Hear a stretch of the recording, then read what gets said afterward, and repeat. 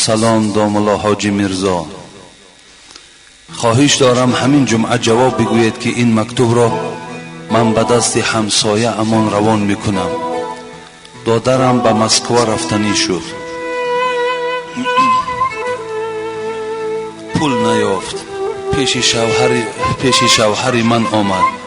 شوهرم در اصل همان پولی طلب کرده او را نیافت، لیکن من از جاهلی او را مجبور کردم که برای دادر من پول بیاورد. شدیم جنگ. عاقبت مرا زد و گفت طلاقت کردم. باز قهرش پس نشد، گفت 3 طلاقت کردم. داملا پشیمانم از کارم، چیکار کنم؟ 3 کودک دارم. آیا روایت دارد یا روایت ندارد؟ یک خواهر اسلامی شما از شهر کولا. یعنی این خواهر به خاطر دادرش گوییم که مبلغ لازم بود است که برای کار کردن رود و این دادر از شوهر طلب میکنه. شوهر در اصل میگوید این خواهر پول نداشت، لیکن از جاهلی ما شدیم جنگ. عاقبت این مرد ما را طلاق داد، بازگشت و قهرش پس نشده بود 3 طلاقت کردم. 3 کودک دارم، چیکار کنم؟ من جمعه گذشته کمی هم که بود در اطراف احترام شوهر برای همه خواهر دخترها کمی بیان کردم. باز میگویم که حبیب خدا میگوید دادرای عزیز خیلی با دقت باشید.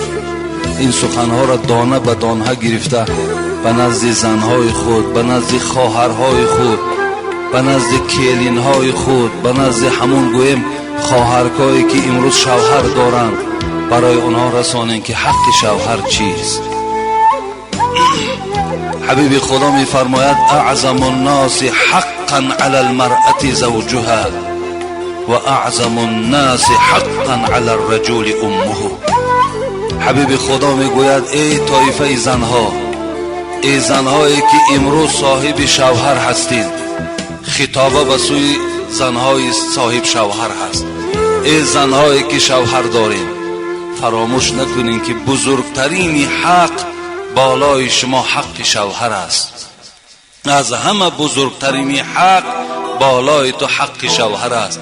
حتی حق پدرت نیست، حق مادرت نیست، حق معلمت نیست، حق داملای محلت نیست، بلکه حق شوهر بالای تو میستد. از همه این حق ها دیده بالای تو اولین حق شوهر دارد. از این خاطر باید حق شوهر را پایمال نکنی. مادامی که حق شوهر را که پایمال کردی، خداوند این گونه غضب ها دارد. به خاطر یک گویم چند مبلغ یک حیات شیرینی که در بین شما چندین سال دوام داشت، امروز کنده شد. به خاطر چی؟ به خاطری که تو حق شوهر را رعایت نکردی، تو با شوهر معامله خوب نکردی. من باوری دارم که بسیار عیبها امروز از جانب خواهرهای ماست، بسیارش. اگرچند در این بین جوانهای بد اخلاق هم وجود دارد، اگرچند در این بین مردهای گویم ظالم و مردهای نادرست فهم هم وجود دارد، لیکن اکثریت از جانب خواهر دخترها، اکثر عائله ها ویران می شود. این چنین همین خواهرم اگر من تفتیش کنم میایم باور کن به خلاصه ای که همین خیلی گویم که یک درد دل همون شوهر بیدار کرده است که شوهر این آدم 2 بار روی هم طلاق داده است. خیلی در این جگان جنجال و خیلی گپ‌های نادرست از جانب این خواهر ما صدا دادگی هست. و این خاطر فراموش نکنین که باز میگویم که بزرگترین حق بالای هر یک دختر شوهردار حق شوهرش میستد. حتی اگر مادر یا پدر حقوق ندارد که زن به اجازت شوهر خانه خودشان برند. خانه‌ای که 18 سال تربیت کرده است یا 20 سال در همون خانه تربیت کرده است، به اجازت شوهر دست او را گرفته خانه بردن نمیتواند. این از حکم شریعت. حضرت عبدالله ابن عمر خدا رحمت و مغفرتش کند، یکی از راویای خیلی زیادی حدیث پیغمبر است، 1630 حدیث حبیب خدا را عبدالله ابن عمر ابن الخطاب بچه حضرت عمر روایت کردگی است. و حضرت میگوید که حبیب خدا گفتند یا معشر النساء. ببین یک طایفه زنها، یک گروهی خیلی زنها زیاد بود، حبیب خدا به نزد این زنها را گفت یا معشر النساء، ای گروه زنها، تصدقنا و اکثرن من الاستغفار، ای جمعیت زنها بسیار صدقه کنید و بسیار استغفار به سوی پروردگار کنید. حبیب خدا به زنها گفت صدقه زیاد که گپ نزنید، صدقه زیاد کنید و استغفار به سوی پروردگار کنید. فإني رأيتكن اکثر اهل النار. حبیب خدا گفت زیرا که من در دوزخ اکثر اهل دوزخ دیدم از طایفه زنها بود. حبیب خدا در شب معراج میگوید اکثر اهل دوزخ من در دوزخ دیدم همه زنها بود. از این خاطر شما صدقه زیاد کنید و به سوی پروردگار زاره و تولا زیاد کنید. قالت امرأة منهن ما لنا اکثر اهل النار. در دوام حدیث حبیب خدا چی گفتن؟ میگه یک زن از بین این طایفه خیست و گفت ای حبیب خدا اکثر اهل دوزخ زنها بود؟ گفت بله اکثر اهل دوزخ زنها بود. برای چی اکثر اهل دوزخ زنهاست؟ از حبیب خدا پرسید. حبیب خدا چی گفت؟ تکثرن اللعنه و تکفرن العشیر. زیرا شما گفت ای خواهر دخترها دو عیب دارین، گفت لعنت بسیار میگوین و این شوهری که بهترین نعمت است حق این پایمال بکنید. و این خاطر شما اکثر اهل دوزخ تشکیل دهنده از همین خاطر است که لعنت زیاد میگوید. ولی بسیاری زنهای شوهردار به سوی فرزند خودش لعنتی میگوید یا پدر لعنت میگوید که پدر او شوهر این است، حق بزرگ دارد. بالای او چی میگوید؟ لعنت بر پدری تو.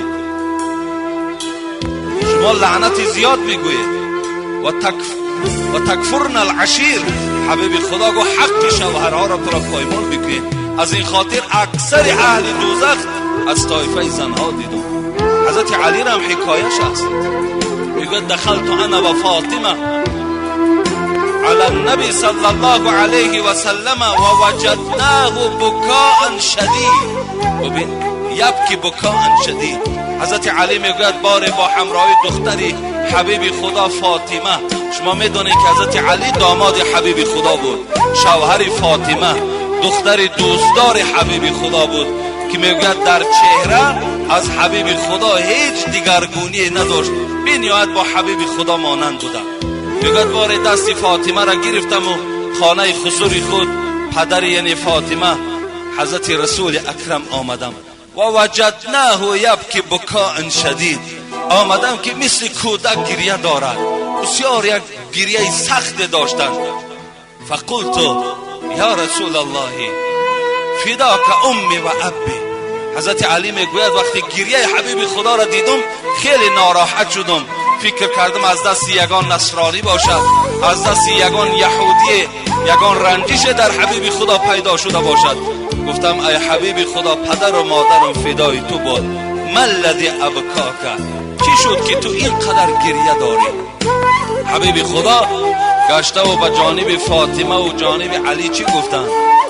گفتن زمان همون شب معراج یادم آمد، شبی که حبیب خدا پیش خداوند رفته بود، سیر جنت و سیر دوزخ کرده بود. گفت همون زنهایی که در عذاب دیدم همونها پیش خاطرم آمد، دیگر هیچ طاقت ایستادن نکردم، برای زنهای امتم گریه میکنم. فاطمه وقتی که نام زنها را که شنید در حال از حبیب خدا پرسید ای پدر عزیز، گفت چگونه زنها دیدی و چگونه عذاب دیدی؟ خواهرای عزیز انشاءالله من باوری دارم این صدای من شاید به گوش اونها رود. این سخن حبیب خداست. رسول اکرم گفت دیدم یک گروه زنها را دیدم که از مویهای سر آویزان بودن، از مویهای سر آویزان بودن. دویم گروهی را دیدم که از زبانها آویزان بود، در حلق اونها چرک و زقوم همون دوزخ ریخته میشد. سوم طایفه را دیدم که پایهایشان بر راست سینه ها آمدگی و دست ها در پس سر بستگی، مار و کژدم اونها را عذاب میداد. چهارم طایفه ای که دیدم فقط از سینه ها کشال بودن. پنجم طایفه دیدم سرها سری خوک بود، بدنها بدن خر بود. لیکن هفتم طایفه ای که دیدم همگی زنها مثل سگ بودن. این حالت دیدم، عذاب اونها را دیدم. از جبرائیل پرسیدم ای جبرائیل این طایفه چی طایفه باشد و چی عذاب، از بحر چی اینها را خدا اینقدر عذاب میدهد؟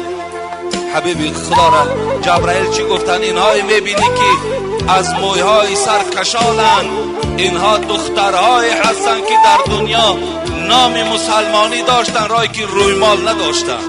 اینها سرهای لوچ بودن. از مویهای زیبای اینها تا جایی که شوهرها راحت کنن مردهای بیگانه راحت میکردن. از این پریچاسکه هایی که اینها برای پیدا کردن و برای آماده کردن زنا چقدر زیبا پریچاسکه ها میکردن، اینا همون طایفه های هستن که در دنیا موی سری خدا مردهای بیگانه را نشان دادن. اینها را خدا به همین خاطر از موی هایشان آویزان کردن. گفت دویم طایفه ای که از زبان کشال بودن. فاطمه میپرسد اونها چی گونه بودن؟ حبیب خدا گفت اون زنهایی که از زبان کشال بودن و در حلق اونها زقوم و زرداب دوزخ ریخته میشد، زنهای بودن که با این زبان در دنیا شوهرها را آزار میدادن، با شوهرها جنگ و جنجال میکردن، شوهرها را لازم میشد دهن اونها گفتن نام میبردن. امروز جوانای ما اونقدر با ایمان شدن که از من سوال میدهد اگر زن گوید که در دهنت فلان کنم طلاق میشود یا نمیشود؟ من میگم همین معامله را کی کرد؟ میگد عائله من بر من کرد. تو چی؟ من طاقت میکنم و صبر میکنم و زندگی با این زن میکنم و این زن را تربیه میکنم.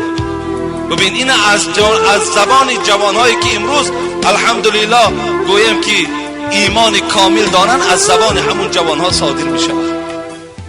همین زنهایی که از زبان آویزانند زنهایی بودن که در دنیا شوهرها را آزار میدادند. شاید این صحبت من با یگان طایفه زنها نفارد، لیکن همون زنها ایستاده همین سخن پیغمبر خدا را کمی مقایسه کنند که آیا کدام مرد میخواهد که زن او را آزار دهد؟ کدام مرد میخواهد؟ همه وقت مرد میخواهد که زن او را نوازش کند، سخن خوب گوید، برای طعام خوب پزد، برای او لباسهای او را تازه کند، برای این شوهر دادر و پدر و مادر را احترام کند. همه شوهر اینو میخواهد. دویم طایفه ای که آویزان بودن از زبانها زنهایی بودن که چی بود است؟ شوهرها را با این زبان آزار میدادند. فاطمه میگوید پرسیدم ای حبیب خدا زنهایی که تنها از سینه ها کشال بودند اونا چه عذاب داشتند؟ گفت اونها از چشم شوهر در خلوتی زنا میکردند، شوهرها را که دور میدیدند در حال زنا را برپا میکردند، با مردهای دیگر رفت آمد میکردند. از این خاطر این زنها را خداوند از سینه هاشون آویزان کردند. حبیب خدا را پرسید اون زنهایی که سرها سری خوک و بدنها بدنهای خر شدگی اینها چی گونه زن بودند؟ گفت اینها در دنیا با شوهرها سخن دروغ میگفتند، شوهرها را فریب میدادند، بازم این کوچه مردم کوچه را فریب میداد و سخن چینی میکرد، سخن یک زن میگرفت در پیش زن دیگر میبرد. از این خاطر خداوند با این معامله بد با او مراسا کردند. زنهایی که مثل سگ بودند اینها چیکار کردند؟ اینها در دنیا بخیل بودند، اینها در دنیا حسد داشتند. وقتی بهبودی در خانه شوهر را میدید در همو بخیلی میکرد است، در همو حسد میورزید است که شوهر من از دادرم دیده و از برادرم دیده بایتر است و خوشرویتر است و زیباتر است. از این خاطر خداوند این زنها را با این حیوان چیکار کرد؟ مبدل گردانید. از این خاطر من این صحبت بحر چی کرده ایستادم؟ به خاطر که خواهرهای ما بیدار شوند که حق شوهر بلند است. من نمیگویم که زنها حق ندارند. ما درباره حقوق زنها قریب 4-5 جمعه صحبت ها داشتیم که زنها چقدر حق بلند دارند. منم طرفدارم که شوهرها زنها را احترام کنند، زنها شوهرهاشون احترام کنند. خواهرای عزیز وقتی که تو معامله درست با شوهرت میکنی، دختری تو فردا با همون دامادی که میشود با همون مثل تو معامله میکنه. این بسیار یک تأثیر کلان دارد. در خانه اگر شوهر زبانی خوب داشته باشد، زن زبانی خوب داشته باشد، بچه ها با تربیه می شود.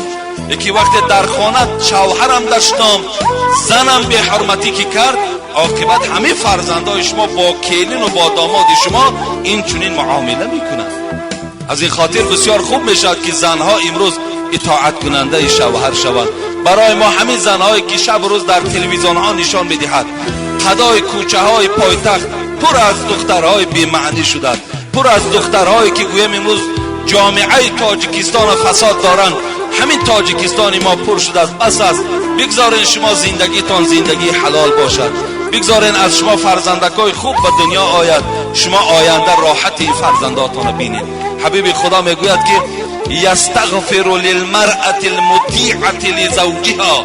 تماشا کنین، زنی که اگر شوهرش اطاعت میکند، طلب مغفرت میکند از برای او کی طلب مغفرت؟ الطیر فی الهوا. همین آسمان در کبوترایی که میبینین، آسمان در گنجشکایی که میبینین، همین آسمان در هر پرنده‌ای که نباشد، حبیب خدا میگوید اونها دعا میکنن که خدایا مغفرت کن همون زنی را که شوهرش اطاعت میکنه. بین پرنده های آسمان برای که زنی که شوهر اطاعت میکند طلب مغفرت میکند. باز که والحیتان فی الماء. برادرای عزیز، این هزل نیست، این افسانه نیست. در بحر چند عدد ماهی است؟ ببین میلیارد ماهی در زیر بحرها وجود دارد. حبیب خدا گو همه ماهی ها در دعاشون دعا میکنه در حق زنی که اطاعت کننده شوهر است.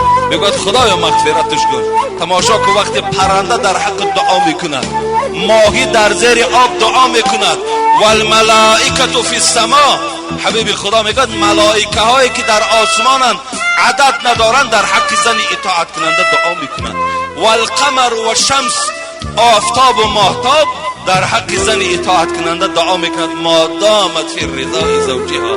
تا زمانی که زن شوهر راضی باشد در حق این زن همه آنچه که نام بردم حبیب خدا بود در حقش دعا میکنند. بسیار خوب میشود که خواهرای عزیز نه برای دادر جنگ کن، نه برای برادر جنگ کن، نه برای خواهر جنگ کن، نه برای مادر و پدر جنگ کن. همیشه احترام شوهر تا بجا بیار. همیشه هر چیزی که نقشه که میکشد از نقشش بیرون نشو. خاطر فرزندکات، خاطر روز قیامتت، خاطر روز گویم که قبرت، همه اینا را پیش چشم بیارو. خاطر هیچ کس نبین، خاطر شوهر تا ببین. شوهر تا احترام کن.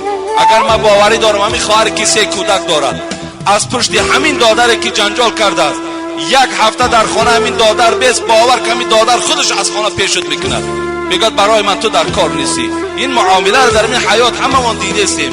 همون خواهرمون که بیوه میشود، همون خواهرمون که گویم طلاق از شوهر میگیرد، هیچ کدام ما و شما روی دیدنش نداریم. هیچ کدام ما و شما آن معامله و مراسایی را که شوهر با او میکند هیچ دیگر اولاد اجداد با او نمیکند. به این خاطر به خاطر هیچ اولاد اجداد به شوهرهاتون دلسیایی نکنید. شوهرهاتون احترام کنید. به قدر شوهرهاتون رسید. یک زن آمد خدا رحمتش کند، همون زنها را کجاست شد؟ همون زنها برای چی همون زنها دیگر تولد نمیشود؟ برای که امروز همون زوادها ویران شده. زن به منزله زواد است. زوادهای خوب بود در دورش، تولدهای خوب میکردن، فرزندهای خوب به دنیا می آوردن. برای که زنها خودشان با حیا بودن، زنها خودشان خدا ترس که بودن، فرزندهای خوب تولد میکردن. برای چی امروز مردم سوال میداد سعدی تولد نمی شود، حافظ شیرازی تولد نمی شود، ابو علی ابن سینا تولد چرا نمی شود دیگر؟ برای که زوادها ویران شدن، برای زنها بی حیا شدن، برای زنها دیگر از خدا نمی ترسند، برای اینا دیگر فرزندهای خوب خدا نمی دهند. زنی بود میگه نزد حبیب خدا آمد و گفت ای حبیب خدا میخواهم شوهر کنم، شوهر میکنم، لیکن ای حبیب خدا تو معلم ما هستی، تو شفاعت کننده هستی برای تمام امت در روز قیامت به اجازت پروردگار. چی توصیه میدهی؟ حق شوهر چگونه هست؟ حبیب خدا چی گفتن خواهر عزیز گفتن شوهر کن، خوش به حالت. بهترین زن همون زنی هست که شوهر دارد، بهترین جوان همون جوانی هست که زن دارد. لیکن گو فراموش نکن که لو کان من فرقه الى قدمه صدید فالحسته ما ادت شکره. حبیبی خدا چی عجیب جمله زیبایی گفتن. میخواهم که همین جمله را همه زنهایی که شوهر میکنن در بالای همون صندوقهایی که پر از متریال و کرته و از تمام اشیای دنیا همراه خود دارن، بالای همون صندوقها در همین جمله را می نویساندن.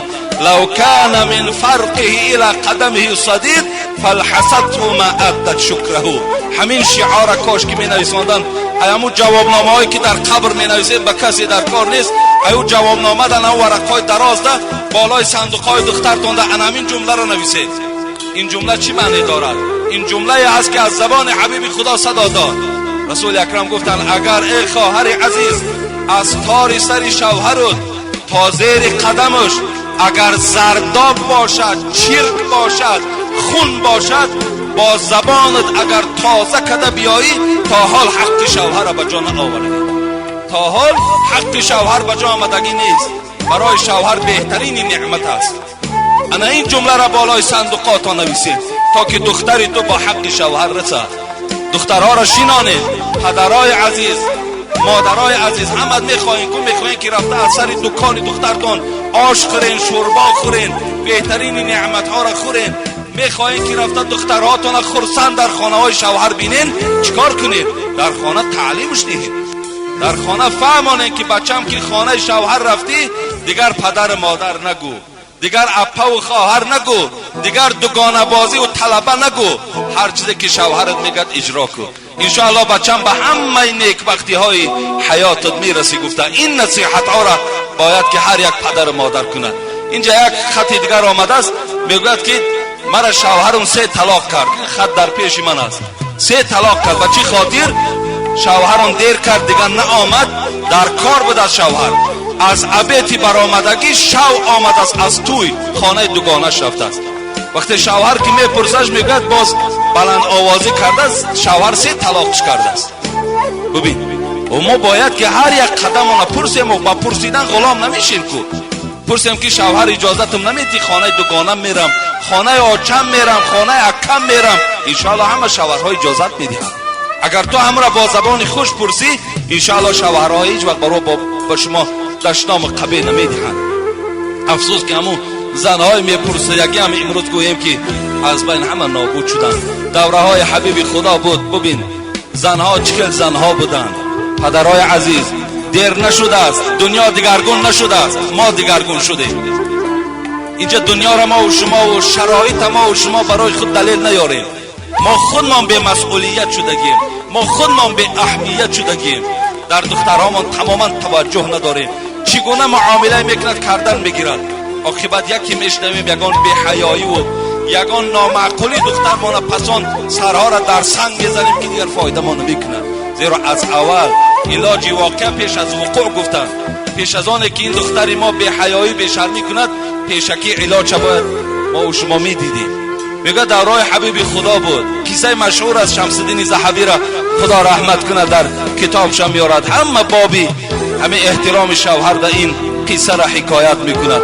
من جایش آمده که صحبت میکنم. میگه که این زن وقتی که شوهر از خانه بیرون شد گفت از خانه بیرون نشد تا زمانی که من از تجارت برنمیگردم. تجارت رنگی دوبای خیتای در 1 هفته نبود، بلکه پای پیاده 6 ماه و 1 سال میرفتند. گفت از خانه بیرون نمیشوی تا زمانی که من نآیم.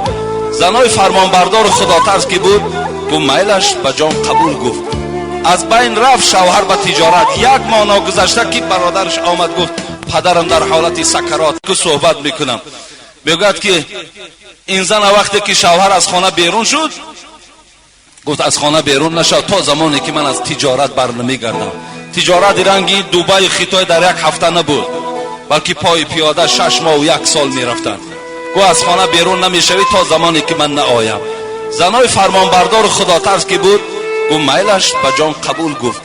از بین رفت شوهر به تجارت. 1 ماه نگذشته که برادرش آمد گفت پدرم در حالت سکرات مرگ است. بسیار خوب میشه که رفته دعای پدر گیری. این دختر گفت برادر عزیز گفت پیغمبر خدا زنده هستند، حیات هستند، شوهرم نیست. رفته کنی از همین معلم بپرس. از همین حبیب خدا بپرس اجازت میدهد که من برای زیارت پدرم روم. وقتی حبیب خدا را آمده پرسید، حبیب خدا چی گفت؟ طاعتها لزوجها خیر من عیادتها لابیها.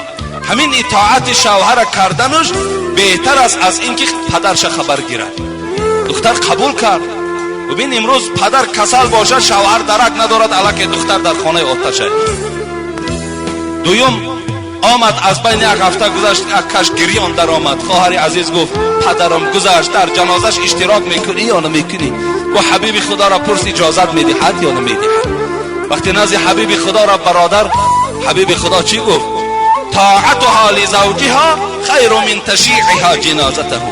بین گفت در همون خانه نشستن و اطاعت شوهر بهتر است که از جنازه پدرش اشتراک کردن. زن قبول کردن، محلش گفتن. از همین بین یک سال گذشت که شوهر آمد. در حال دختر حادثه را گفتن، شوهر گفتن برای چی نرفتی؟ گفت حبیب خدا اجازت نداد. وقتی جوان دوان به پیش پیغمبر خدا رفت، حبیب خدا چی گفتن؟ ان الله قد غفر لابیها بطاعتها لزوجها.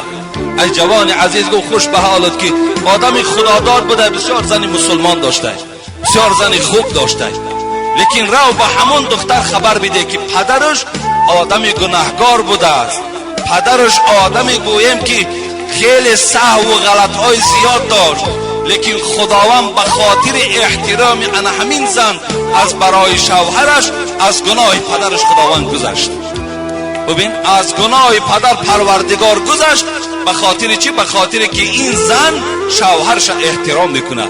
البته انشاءالله آن پدر و مادر گورش پرنور است زمانی که داماد از او راضی باشد، زمانی که شوهر دخترش از دخترش راضی باشد. شما وقتی همون خانه دخترتون میرین، وقتی مثال شوهری همون خسر و خوشتامن همون در پیش شما گوید که خدا شما را برکت دهد که بسیار دختری خوب برای ما دادی، چند قدر خرسند میشوی، چقدر دیگر. ببین باور که شما قبط گوش میگیرید، لیکن وقتی گوید که یک دختری تنبل، یک دختری لادری، یک دختری چیرکینی، یک دختری گپگردانی، مثال فلان گفتن گیرد، چند قدر وقتی تو ناراحت میشه، برای تو پدر و مادری تو غمگین میشه که دختری من این گونه است. یکی تو باید وقت داشت غمگین میشدی، تو در وقت داشت باید که این دختره نمیگذاشت که لادر باشد و تنبل باشد و چیرکین باشد. باید همه این طرف ها را تو اهمیت میدادی، بعد به این جوان میدادی. امروز تو رحمتنامه میگرفت. از مکتب رحمتنامه من میدادن که 5 گرفته، باور که 1 سال ای خرسندی را دیگر حد کنار نداشتیم. وقتی خسور و خشتامن گفت رحمت بر تو، چند قدر خرسند میشوی. برای همین رحمتنامه را گرفتن پدرای عزیز و برادرای مهربان کوشش کنید ان شاء الله همون رحمتنامه را شما میشنوید. و این خواهر عزیز من چی گفت؟